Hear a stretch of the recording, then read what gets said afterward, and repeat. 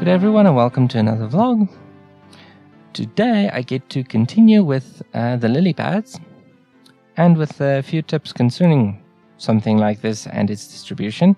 The project that you're looking at right now is a new lower poly version of the lily pads, not by much but enough to make a difference when you're thinking of duplicating this in a scene and putting it on water and underwater and all that kind of stuff. So I switched to using a texture instead of physically modeling it. That's why it looks like a sort of stand or something. If you view this in render mode, you would see that it's got a shape around it. There you go. Obviously this would cast shadows and have normal influence and all that sort of thing. And there's the little stem that goes into the water. When this is put into a scene, it looks like this. Now, this is not much of a scene. This is pretty much just me coloring the world and adding some palm trees. And of course a little water. But you can see that the lily pads over here are almost like in a grid pattern. Hexagonal grid pattern. The reason for that is Blender has a particle emission mode called grid. It literally forms a grid, and if you add a little bit of randomness to it, it shifts it on all the axes, not just the X and the Y. So just a heads up, if you use random to distribute a little bit more unevenly, it is going to distributed unevenly along the z-axis as well. So looking closely at this, now you can see it looks a lot more random if you have it like this. But when you render it out, because all these square edges go away, you can see it's a lot more organized. And because of the z, you can see that some of them are more underwater and some of them are a little bit more above water. So just to put it back to its absolute zero in terms of the randomness, that's what it would look like. Now obviously I added rotation to it, but you don't really notice the rotation in the final render because again these are all square and the texture is not. So here you can see how strict the movements are controlled. So the only way to really get rid of a lot of these lily pads in a more uneven way is to use a texture on your particle system. And most of you guys know that's pretty much just adding a cloud texture or painting one in whatever software that it is that you use, whether it be GIMP or Photoshop or whatever. Even Paint can do a job like this. So that looks very cool. Happy with that. I just want to give you guys a nice close-up of this. So I'm just going to press Ctrl-Z. And let's take this area right here. And there you have it. Look at that. Now the reason you're seeing this little cut off of the stump is because the trees don't go like all the way into the ground. You saw that and as I opened the scene. One thing I can do is I can try to increase the size of the lily pads a little bit so that they close these gaps a little more, but you can already see intersection happening between some of the bigger leaves. So I don't know how much I can push that, but I do like the way it looks as is. I really do. So that's just a little bit of a close-up there. I just want to save it before we move on to the next thing. There we go. This is the next part of it. This week I worked specifically on the area around the palace. Now the palace outside itself is not finished yet. There's still quite a bit of real estate that I can play with in terms of the palace itself, but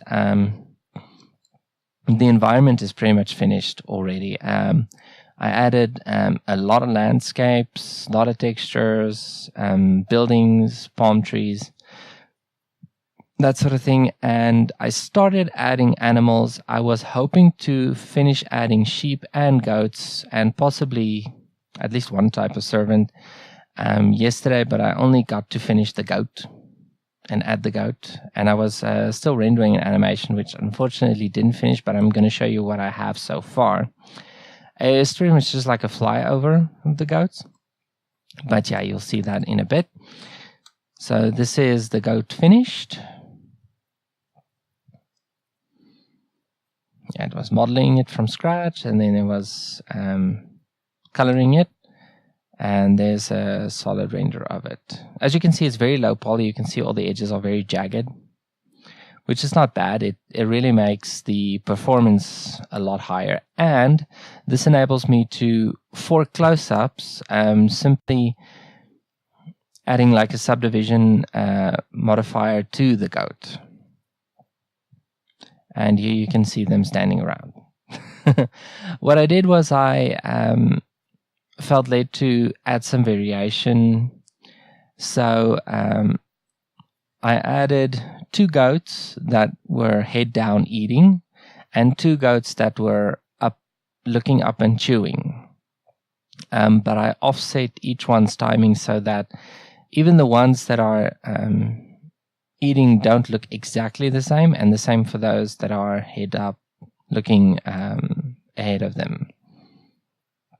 So there's a solid amount of variation, giving you the impression that the goats are different. One thing that I really want to add additionally to the variation that I already have over here is spots to the different goats. So you're going to see at least 4 different looking goats, which should be enough to when you look at a herd in a video to be like, whoa. So anyway, that's the goats. Okay, now what you're looking at right now is a staircase I added to the back of the palace.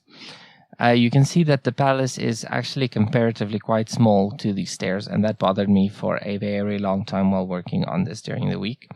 So God help me with a very quick method to scale this up. Let me show you, I'm going to tell you what I did. When I modeled the palace itself, you remember that there was an environment floor, pretty much just that white plane that I worked on. Let me get a picture of that. There we go.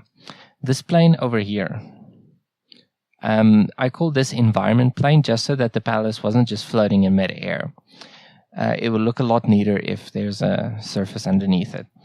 Now, what I did was, in Blender, you get to choose what the focus will be for the transformation. It can be median elements, in other words, the middle of all your objects. It can be the active element, which is what I used here, making sure that this one was the last object selected. It can be the 3D cursor, and it can also be bounding box or something. Okay, so what I used to scale it up was, of course, this. And instead of adding more and more hieroglyphics and all that kind of stuff, which would technically be excess for this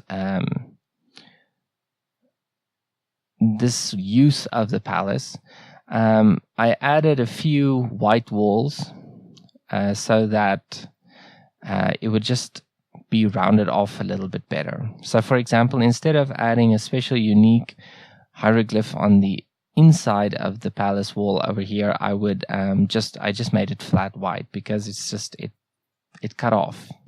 Didn't look good. This gives away a little bit of the scene before I actually wanted to show you, but might as well. Okay, so this is just part of the surrounding area. That's the other side of it. Adding some more palm trees, of course, adding some buildings. These are the buildings from Esther 6, Susa's buildings. They look a lot like that's the word. They look a lot like the buildings from the references I got for the more everyday people, even in modern Egypt. So that's why I use those. Now this, this is after I scaled up the palace. So as you can see, it makes a very big difference. It actually puts things into a better perspective at the moment. I think it can actually be larger, but in order for it to fit on the, for lack of a better term, plateau I gave it, this would be the best for it. Now the reason for the stairs is because the Nile floods, or used to flood on an annual cycle before they added dams. And the area I chose for the palace, not specifically, going and putting it there, but thinking of a location for the palace between the 3 locations that I mentioned, I chose to go for the Luxor one, which is a medium flooding of about 11 meters. Now 11 meters is a very big difference. So I didn't want to add a door here, as that would pretty much give the river an entry point. So what I did was I measured 11 meters over here, so that 11 meters would only come up to here. And of course, because of the amount of water and all that kind of stuff, I didn't add hieroglyphics below the water level line, which would be over here. So that is cool, and this actually became part of a verse image. Bam. Now this gives away the other side of the Nile. But there is still a surprise, so I'm not too disappointed about it. So this one reads, Get thee unto Pharaoh in the morning. Lo, he goeth out unto the water, and thou shalt stand by the river's brink against he come, and the rod which was turned to a serpent shalt thou take in thine hand. Now, this was obviously, again, to tell Pharaoh that he's supposed to let the Israelites go. And obviously, he was not too happy about it. Now, because I like to try and make these vlogs a little bit more interesting by rendering out creative stuff, this the goal for this week was to render some sort of a panoramic view of this Nile Valley, where the palace would be. And, you can see the people and all that kind of stuff. So this was the first render of that.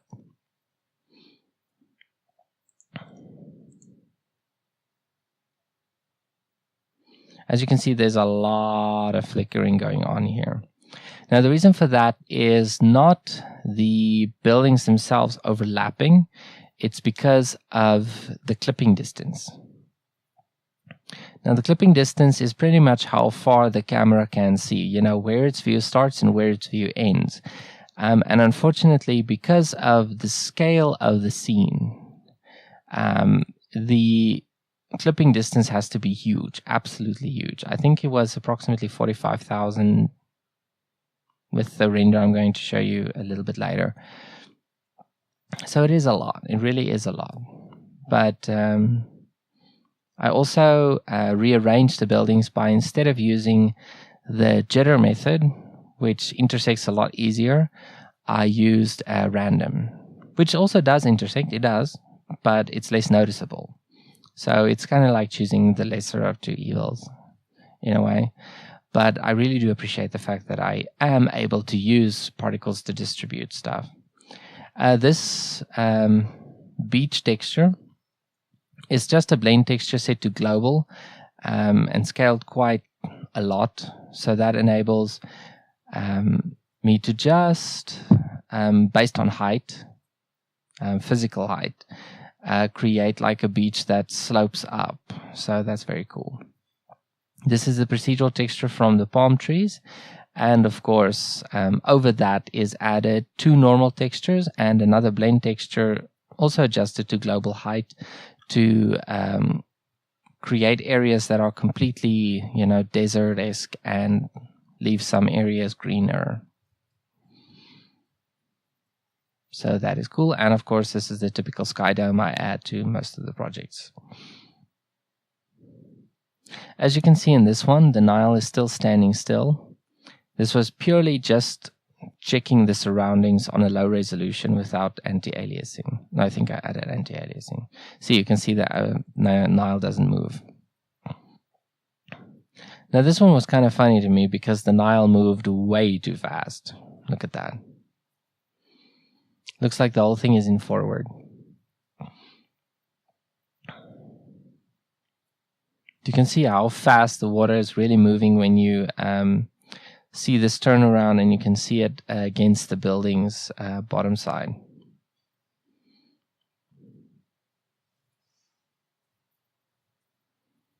Wait for it.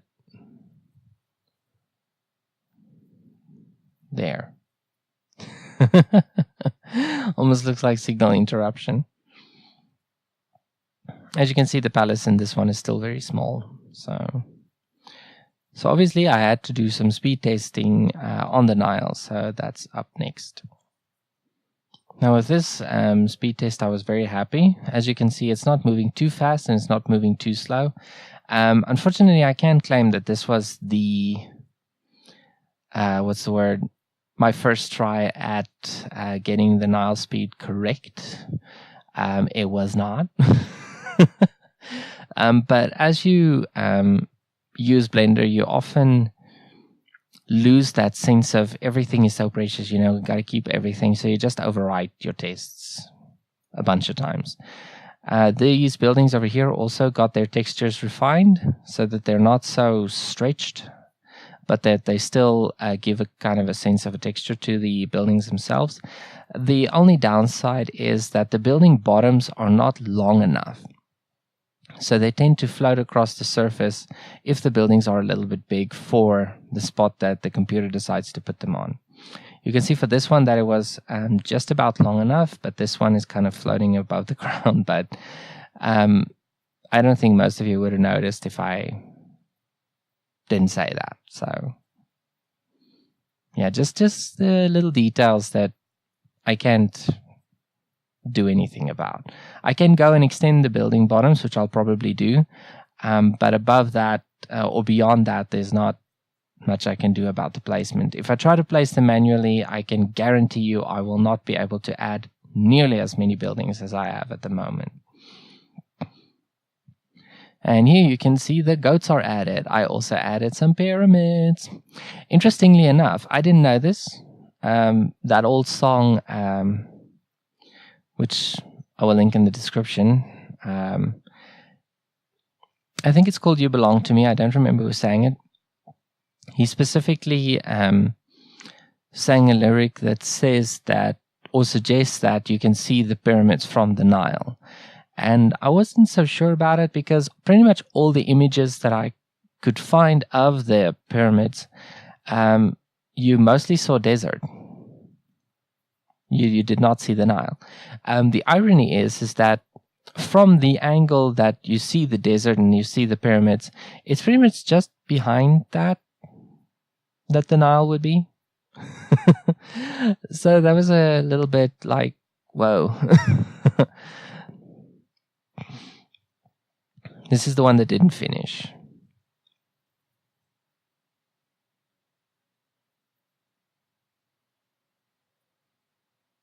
And it stops approximately here.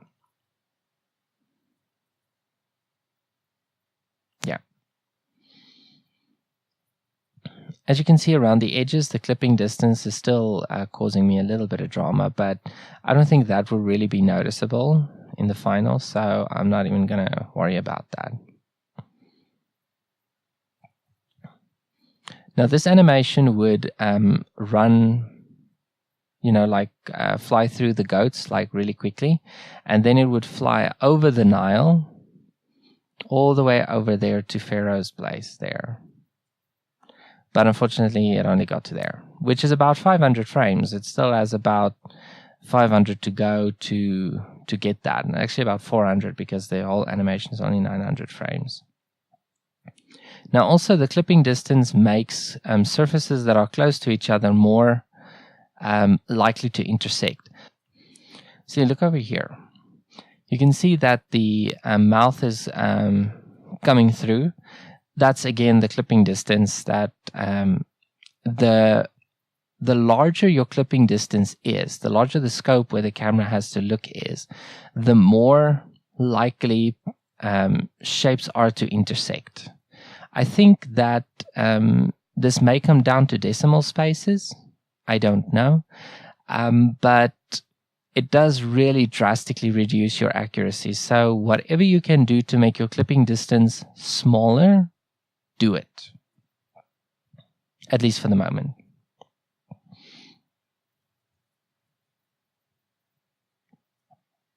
So as you can see, they're all white at the moment. They will definitely look a lot better if they have that little bit of variation. Now, instead of using freestyle on these goats, I use the edge tool instead of freestyle, just like with Esther's crowds. And you couldn't even tell the difference between what was freestyle, what was not. It all blended beautifully. And that's pretty much it for this week. I hope you guys have an awesome week. Have a great one, and God bless you.